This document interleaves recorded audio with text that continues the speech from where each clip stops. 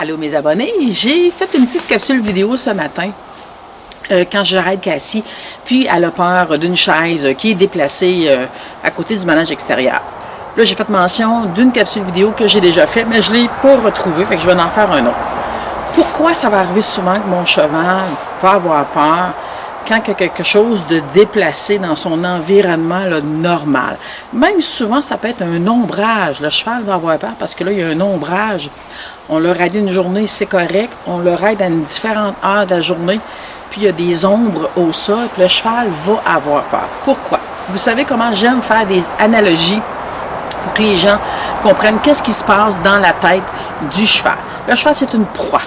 À tout moment, quand il ressent de la peur, il a vraiment peur pour sa vie. Comparé à nous, en tant qu'humains, oui, on va avoir des peurs, mais c'est très rare, je veux dire, qu'on va avoir peur pour notre vie là, à tous les jours quand on ressent là, de la peur. Okay, je dis souvent comme exemple, vous arrivez chez vous, vous vivez seul en appartement, dans votre maison, peu importe, tout est bien placé, puis là, vous arrivez de travailler, puis il y a quelque chose qui est déplacé, soit un meuble qui est déplacé, un cadre, ou peu importe, vous allez ressentir de l'anxiété parce que vous savez que vous êtes seul dans la maison. Donc, le cheval, c'est ça.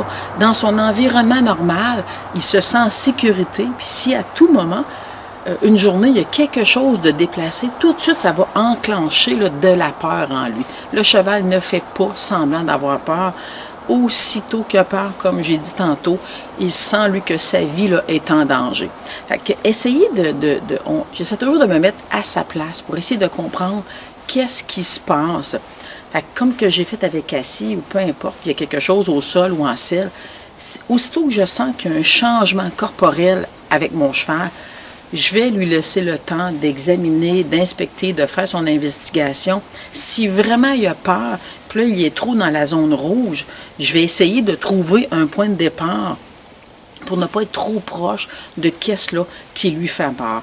Puis à tout moment, même si je suis en selle ou au sol, puis là, on voit que le cheval a les oreilles dirigées en avant, je ne veux pas qu'il oublie. Parce que souvent, le cheval va avoir peur, puis oui, il peut faire un écart à 360 degrés.